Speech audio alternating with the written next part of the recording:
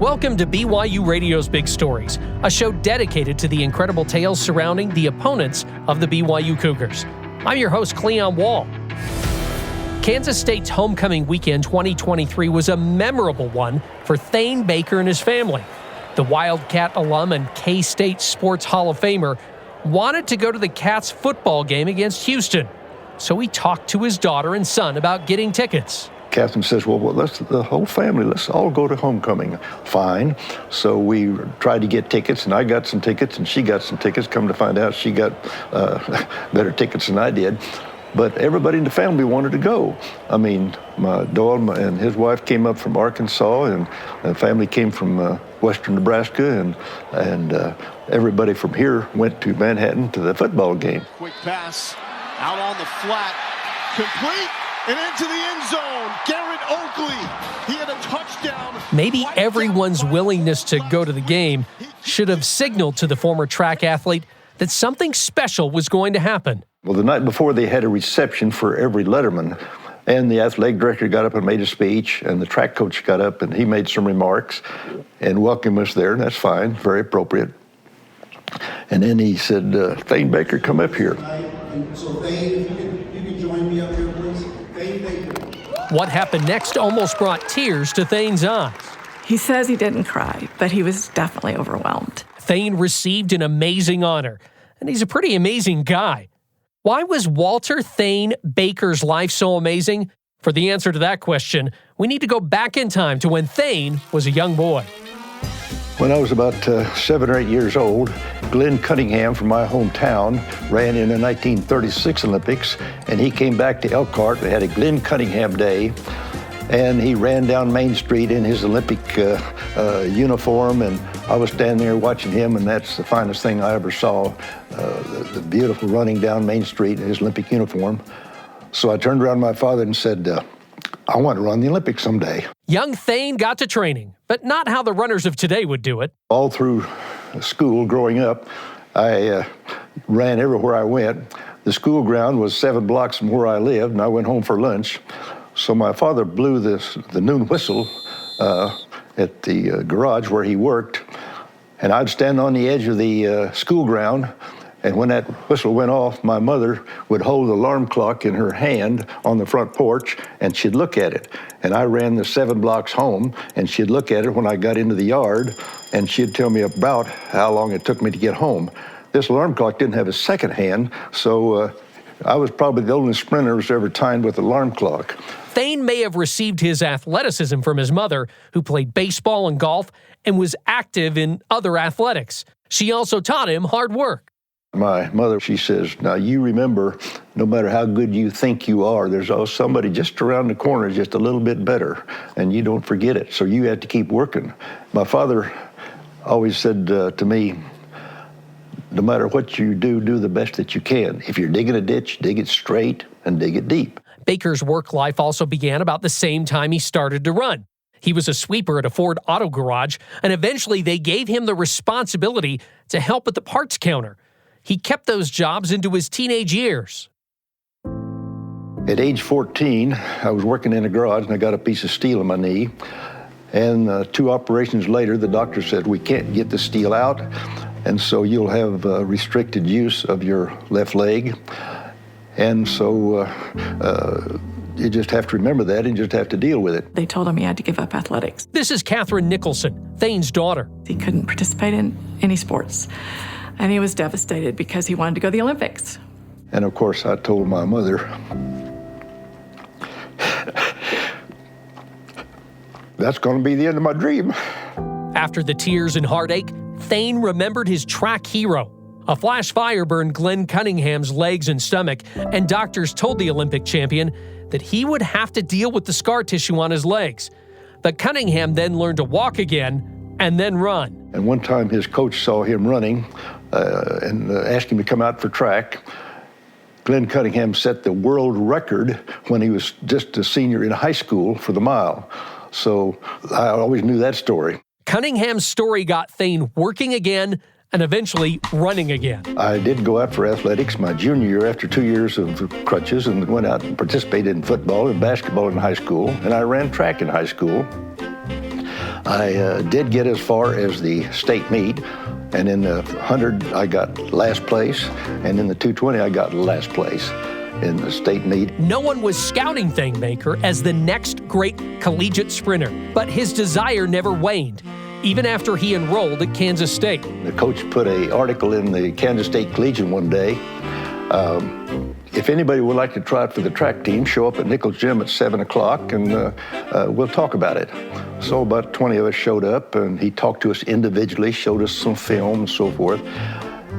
And I went up to him afterwards. He asked me what I had done and so forth, and I told him. He said, well, you might make a quarter-miler out of you. Even though runners didn't participate their freshman season, Thane got to work on his body and mind. You're concentrating on everything you've got to do. Be sure that your arms are relaxed. Your arms have a tendency to tense up, so keep your arms relaxed. Get your knees higher. The higher the knees, the bigger the step. The bigger the step, the less steps you take.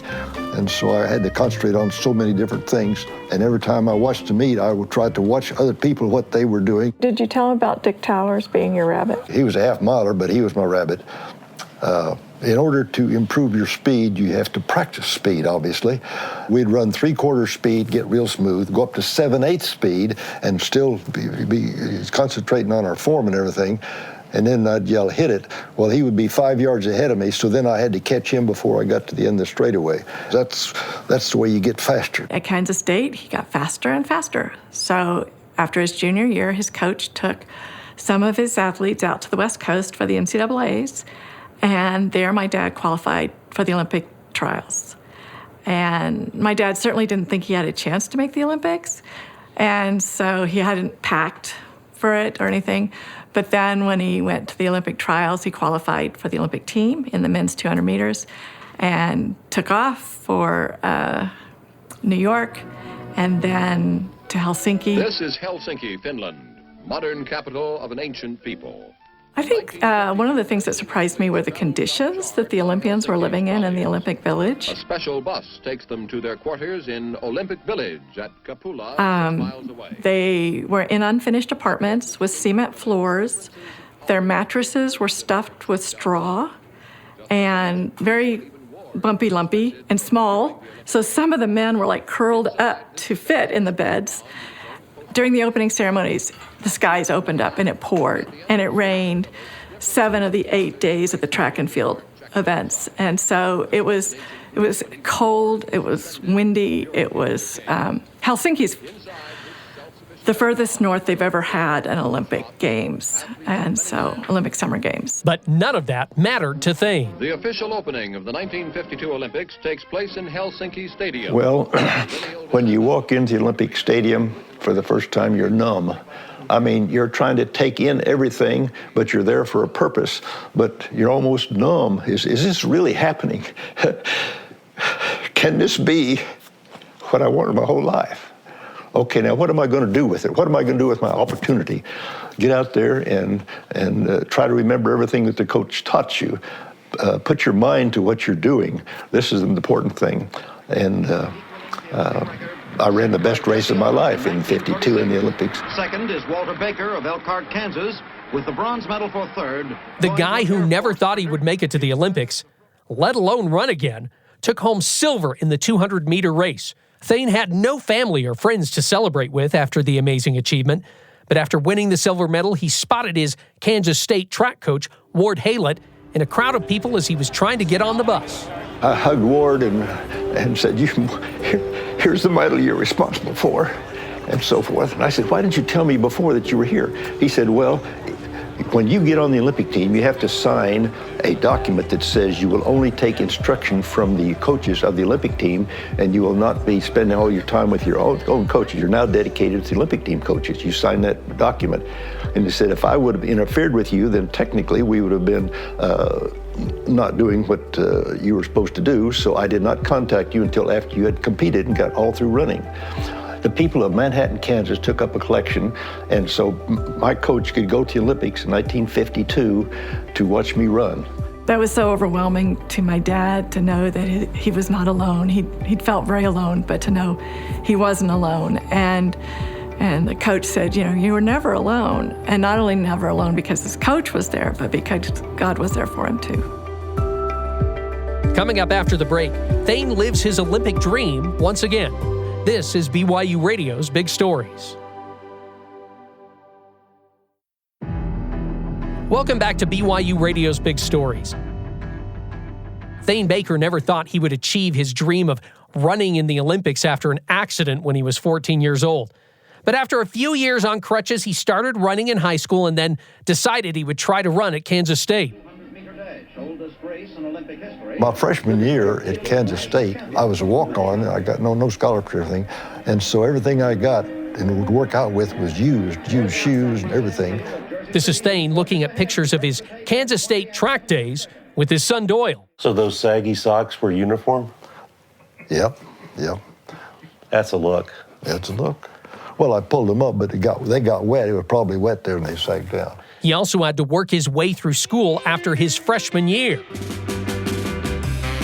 I went to Coach and said, Coach, I need a job, when he said I had made the team my sophomore year.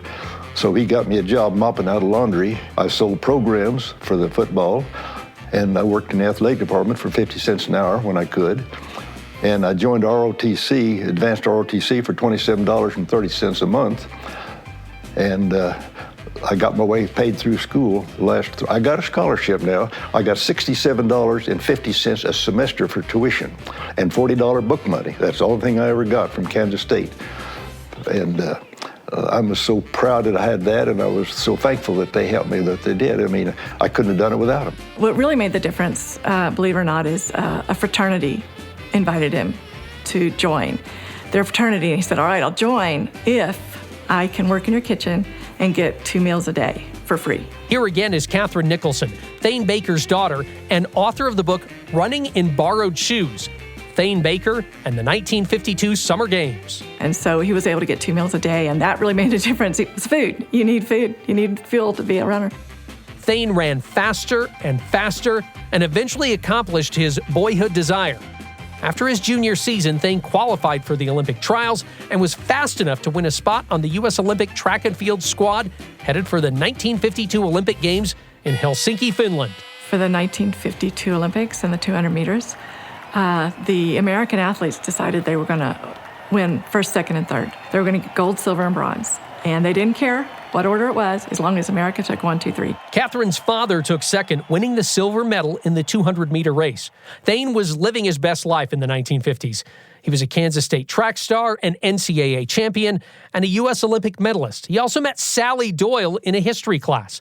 Thane convinced his professor to put him in the same class picnic committee as Sally's. And so we met 2 or 3 times to try to find a location for the picnic, and the rest is history. The two married and were living in Germany while Thane was serving as an officer in the Air Force. But the Wildcat runner still had the Olympics on his mind. He wanted to race again. You never give up. You never reach the level of, you may achieve one goal, but then there's always got to be another one. And yes, in 52, I made the Olympic team there, and I got second. And as you say, I turned around and felt, well, I've reached a goal. I made the Olympic team, but I didn't get a gold medal. And so in the back of my mind, I was hoping I'd have another opportunity, maybe 4 years from now, to get that gold medal, so to speak. So I continued to run, even though I had completed my dream and made the Olympic team. There he is working in Germany as an officer, and he gets a letter from Washington, D.C. It said that your name has come to my attention of being in the Air Force, and you have perhaps a potential to try to make the 56 Olympic team. So if you would like to participate, well, let me know. I told Sally, I would sure like to do this, but we've got plans to do some other traveling in Europe while I'm here. But I would sure like to go back and try to make the Olympic team again a second time. And so if you'll let me go, if you agree to let me go, I'll take you to Olympics in Melbourne, Australia. So I had a little motivation there, so to speak. In his words, he was fat, dumb, and happy when that letter from Washington came, inviting him to come back and compete. But you have to understand, back then, people didn't train year-round for track. And so I got back in touch with them, and they transferred me to Lockburn Air Force Base, Columbus, Ohio, and I trained there with Ohio State and made the Olympic team the second time. I will tell you a story there. When he went to Lockburn Air Force Base, all the Air Force people were there who were training for the Olympics. And my dad showed up in uniform the first day, and the guy said, "What are you doing here?" And he says, "Well, I'm assigned to be here." And they said, "But you don't have to work." And my dad said, "Yes, I do. I'm assigned to be here." So my dad worked every day, a full day of work, and then he went to train, whereas everybody else was just hanging out at the gym all day long. So anyway, that was just my dad. Thane ran in 3 events at the Summer Games of 1956, the 100 meters, the 200 meters, and the 4x100-meter relay. I was second place to Bobby Morrow in the 100 meters in 56. Bobby Morrow first. Thane Baker, United States second. And the 200 meters, Bobby Morrow won again. I was in 3rd place that time. But in the relay, the Americans were the champions, and Thane earned his first and only gold medal. Lieutenant Baker of the Air Force passes to Bobby Morrow for the anchor leg, and the Texan does it again. A new world record of 39.5 When it came seconds. time to accept the coveted prize, Thane was the representative for the team. There was only room on the stand for one person. And the team said, "Get up there, Baker." So I got up there, and they handed me 4 Olympic gold medals for the other 4 people. They played the Star Spangled Banner. They deserved that as much as I did. And nowadays, they have room for all 4 of the people on relay. But those days, at that time, there was room for one person, and I was that one person. Then the band played the national anthem of the United States.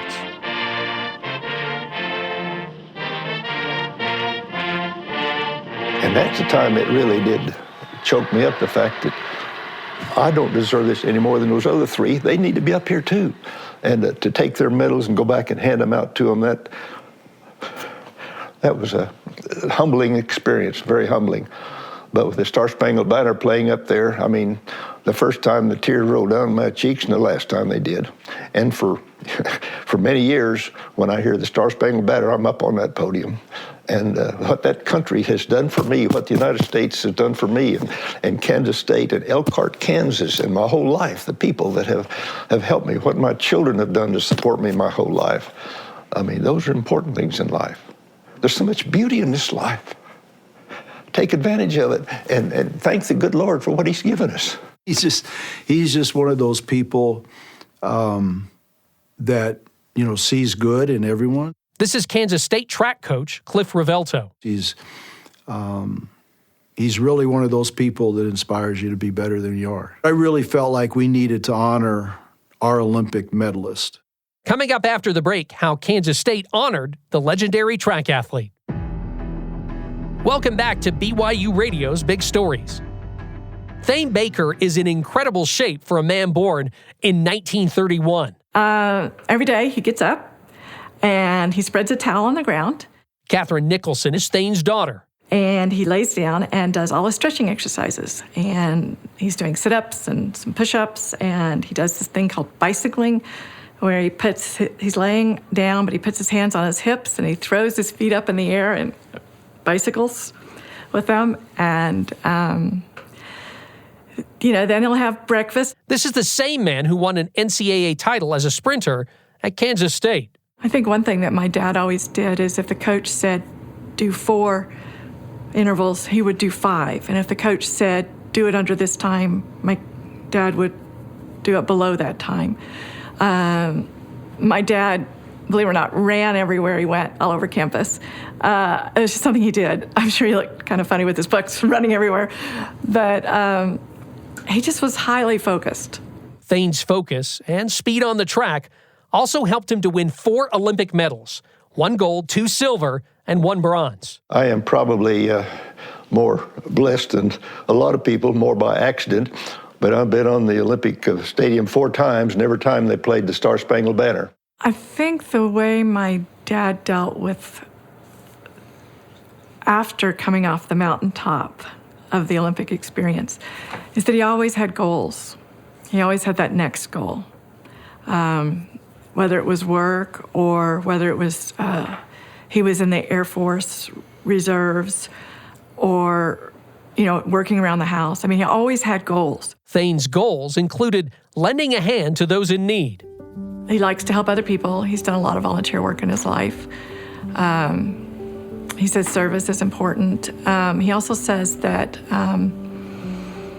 He thinks that people are the most important thing in life. So he really thinks that people are important. The good Lord put you here to do more than just your job. He put you there to help other people and to help them. And I try to do that, give back. I will say that I never realized how smart my dad was until I owned my own property. And my husband was in the Navy, so gone. And I had problems. And suddenly my dad knew how to fix a disposal, how to help with the air conditioning, how to do all these things. It's like, wow, my dad is really smart. But anyway, yeah, my dad has always been there for me. In fact, today, he still tries to be there for me.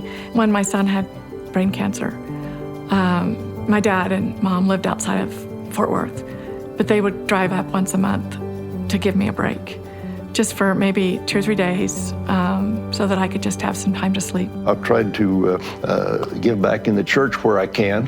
The church is part of my life. The thing that really has always impressed me about Thane was, one, he was very humble. This is K-State track coach Cliff Rovelto. Someone with his resume to just be as normal as he is pretty remarkable in this day and age. Early in his career, Coach Rovelto said Thane would track him down at track meets when the Wildcats would wander down to where Thane lived in Texas. He always wanted to come and visit a little bit and catch up, and he was going out of his way all the time, and it just left a pretty significant impression on me as a young coach, and so he's just such a special guy, and he's been so supportive of the university. He's been involved in a number of academic areas, providing financial help, but also just his support over the years, and so he truly is a phenomenal K-Stater. I think sometimes we don't acknowledge the contributions of good athletes that have come through the program. Certainly, if you're medaling at the Olympic Games, it's a big deal. So we wanted to do something special. So we came up with the idea of, we talked about plaques, we talked about busts, that kind of thing, and settled on doing the bus, and we've got Thane's done. I knew about it more than a year in advance. I was working with the artist in Kansas City, and I sent him lots of pictures of my dad, and then I ended up going down there with my daughter-in-law, and we worked with him while he was working in the clay, and we were all sneaking around, not telling my dad. On the night before Kansas State's 2023 homecoming football game, Thane and his family were invited to a varsity K Club dinner. Coach Rovelto asked the former Olympic athlete to come up to the temporarily erected podium. The coach requested Thane to help uncover the bust that the former Wildcat track star knew nothing about. Thane smiled after the shroud was removed and then walked around to get a better look at it. He was overcome with emotion as he stared at his likeness. He says he didn't cry, but he was definitely overwhelmed. My dad was really, really surprised. It was beautiful. I got emotional because I could see that Thane was so appreciative, and he was emotional, and I know how much it meant to him to have his family there, and I think it really meant a world to him to be there with all of the other alumni that were there too. He just thanks Kansas State for everything he's been able to do and accomplish. So it meant a lot to my dad. And they're going to put that. They've just built a new indoor track. They're going to put that there. But you think about a bust of presidents and Football Hall of Fame and this type of thing, but a bust of a track person at Kansas State, that has got to be a fantastic honor, more than I'd ever deserve. At the football game the following day, On the money to Phillip Brooks. Thane was honored again during a timeout. We get to go out on the field while we're waiting to get set up for that shot. Kansas State scores a touchdown in the end zone where we are. And right in front of you. Yeah, it was really cool. And then they shoot off the fireworks and all that. Please join us in honoring one of K-State's oldest living and most decorated letter winners, Thane Baker. When they announced about what Dad did and everything, everyone stood up and gave you a standing ovation. So I thought that was really neat. I'm really proud of my dad.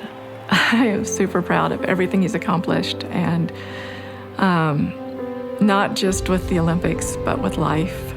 You know, he's had a great life. I've been so blessed in my life. There's so many doors that's been opened through athletics and through running and through my involvement in other organizations. I guess if my legacy would be anything, it would be perhaps helping others and trying to get them to achieve what they wanted to achieve in life, dreams, if you will. Thane hopes that in this race of life, everyone can achieve their dreams. I think before every race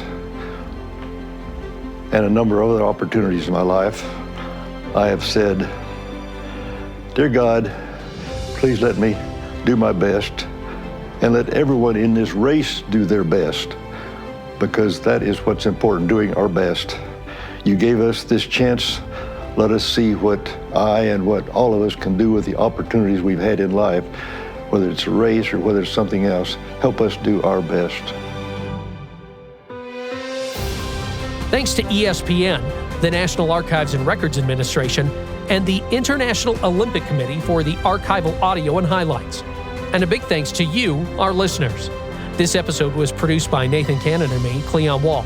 Music and post-production by Kevin West. Make sure you watch BYU TV's Big Stories by logging on to BYUSN.com. Big Stories is a production of BYU Radio.